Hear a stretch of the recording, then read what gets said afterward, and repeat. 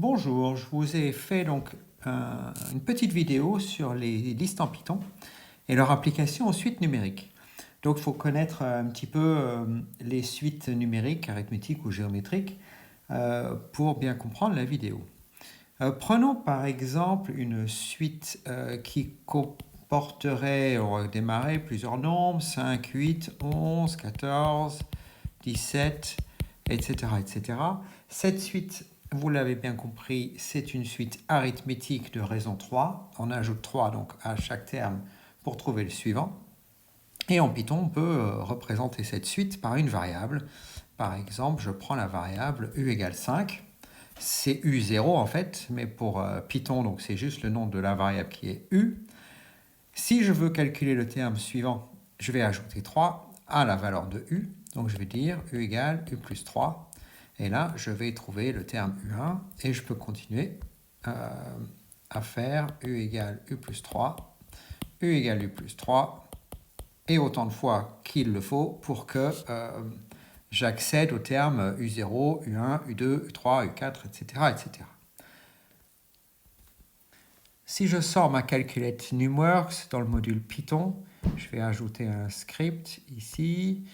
Même avant de ça, en fait, on peut aller directement dans la console d'exécution et on peut regarder, si je tape u égale 5, on peut faire des petits calculs dans la console. U égale 5, quelle est la valeur de u? C'est 5, sans surprise. Si je fais u égale u plus 3, bon, le calcul est fait. Que vaut la variable u? Je remonte avec les flèches sur u, je fais entrer, il me le recopie. U vaut maintenant 8 et je peux recopier l'instruction une autre fois. Vérifier, je remonte avec les flèches, j'appuie sur entrée. Que vaut u? U vaut 11. Bon, sans surprise, ce qu'on a écrit à gauche là, ça marche dans la console. Et si je veux le faire sous forme de script, c'est-à-dire calculer n'importe quel terme de ma suite, je vais écrire quasiment pareil, u égale 5, premier terme. Et là, je vais faire une boucle pour. Donc, pour i allant de 0 à combien, enfin combien de fois je vais faire la boucle. Par exemple, là, je vais la faire 4 fois. Et puis, je vais écrire u égale u plus 3. Et à la fin, je vais afficher, je vais faire un print, je vais taper les 3 premières lettres. Voilà, là, je l'ai, flèche à droite, print u, comme ça, le mot est complété automatiquement. Et quand je reviens ici, j'exécute. Et là, en fait, j'ai un affichage qui est 17, qui est bien le terme u4 quand on ajoute 4 fois.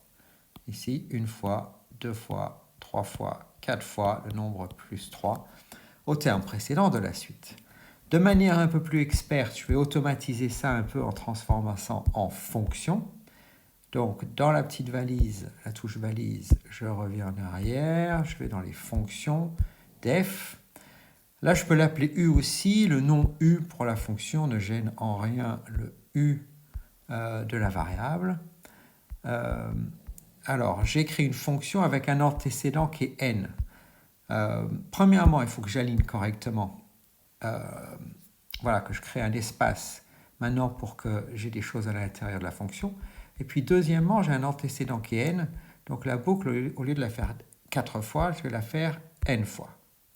Là, j'appuie sur la flèche à gauche puisqu'il me propose un mot dont je ne veux pas. Ici, ça doit être décalé. Donc, je reviens en arrière, je fais entrer, il décale correctement. Et la dernière ligne, ici, je vais l'effacer parce qu'à la fin d'une fonction, alors à la fin d'une fonction, je me réaligne avec le début de ma fonction. Il faut que je retourne une valeur à l'utilisateur et je vais retourner la valeur de u, voilà, le u tout seul. Et là, j'ai créé une fonction, j'exécute. Il ne se passe rien. Si j'appuie sur la touche var, on me dit que j'ai une fonction u qui a été créée et je peux tester u4, 17. Je reviens, voilà, et je peux faire u6, 23. J'ai maintenant une façon d'avoir tous les termes de la suite. Malheureusement, ces deux méthodes perdent, en fait, on a un inconvénient, si je reviens là, c'est-à-dire que pour ma fonction Python, en fait, on a en mémoire une variable qui s'appelle u, dans laquelle je mets 5.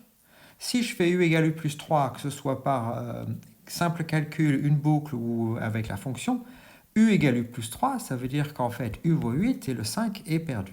Je recommence, u vaut 11 et le 8 est perdu. C'est-à-dire que la variable ne peut contenir qu'une seule valeur qui est le dernier terme que j'ai calculé. Il peut être intéressant de vouloir avoir tous les nombres de la suite en mémoire en même temps, c'est-à-dire d'avoir une liste de nombres. Et les listes de nombres, ça existe en Python. Une liste en Python se présente sous la forme de crochets. Par exemple, 5, 8, alors ce n'est pas des points-virgules en Python, pardon, c'est des virgules.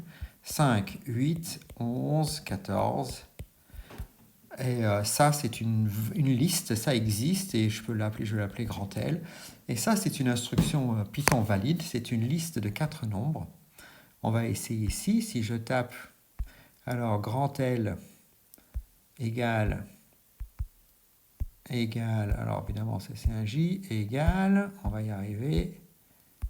Alors j'ai mis alpha avant, voilà. Et j'ouvre un crochet, Shift, 5, virgule, donc c'est en haut là, virgule, 8, virgule, 11, virgule, 14. Je ferme mon crochet, c'est tout à fait valable. Et si je veux savoir que contient ma liste L, si je tape L, il me dit bien qu'il y a 4 nombres. Je peux rajouter des éléments à la liste. On va voir ça avec l'instruction qui est append. L'intérêt de ça, en fait, c'est d'avoir en mémoire tous les termes de la suite, donc de pouvoir la regarder d'un coup d'œil, en fait. Alors, qu'est-ce qui va se passer? On va commencer, en fait, on va modifier cette fonction pour avoir une liste. Alors, je vais l'appeler L avec un L minuscule parce que c'est plus facile à faire, égale. Et la liste contient en fait au départ U0. Mais attention, c'est une liste, donc il faut que je mette un seul terme entre crochets. Si je ne connais pas de terme de la liste au départ, on a le droit d'avoir une liste vide. Ça veut dire que L n'est pas un nombre, L est une variable de liste. Hein, ça dit bien à Python ce qu'on va faire à l'avenir avec. Donc, je fais exactement la même chose qu'avant. Je calcule les termes de ma suite, sauf que là, U est écrasé. Mais ce que je vais faire, c'est qu'à chaque fois que j'ai une valeur de U qui est calculée, je vais la rajouter à la liste. Et l'instruction pour ça, c'est append. Donc, on fait L point. Donc, c'est le nom de la liste point. Et après, on va écrire A, 2P. Alors voilà, on l'a déjà qui apparaît. Voilà. Et là, je vais rajouter le nombre U, voilà, à ma liste. Et c'est tout. Cette ligne-là, elle est vide, elle ne sert à rien. Donc, en fait, à chaque fois qu'un nombre est calculé dans la variable U, la variable L va se rallonger, la liste se rallonge de cette valeur-là. Donc, si j'exécute mon script, je reviens ici à ma fonction U. Et si je tape, par exemple, U5, et je veux savoir ce qu'il y a dans ma variable petit l, bien sûr, j'ai oublié que ce n'est pas U qu'il faut retourner. L'utilisateur, il ne veut pas savoir la variable U, il veut savoir ce qu'il y a dans la variable L, qui est la liste. Donc voilà, une erreur, on s'en aperçoit en exécutant voilà, le script. Donc si je tape U, qu'est-ce que j'avais mis 5, il me retourne une liste qui contient 6 valeurs. Bah oui, 6 valeurs, parce qu'il y avait U0, et j'ai fait 5 fois. J'ai en fait la dernière valeur, et U5, ça contient 6 valeurs.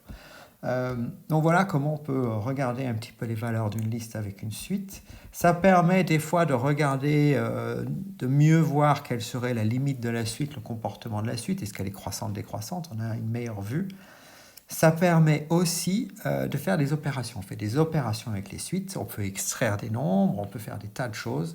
Ce n'est pas le but de ce qu'on fait aujourd'hui. Je vous en montre une quand même qui peut être bien pratique, qui est de faire une somme. Donc le mot anglais somme, et je vais juste mettre la variable L, je fais la somme de la liste, et bien sûr il ne sait pas ce que c'est que L, il faut que je fasse... puisqu'il m'a retourné la liste, mais sans son nom. Donc, en fait, je vais faire la variable u de 5, qui est une liste. Et là, il me dit qu'en fait, la somme des 6 premiers termes de la liste, c'est 75. Si je voulais m'y prendre de manière un peu plus intelligente, j'aurais écrit L égale U de 5. Maintenant, j'ai la variable L qui était dans la fonction qu'on a retournée, mais on retourne la valeur, mais on ne retourne pas son nom. Donc voilà.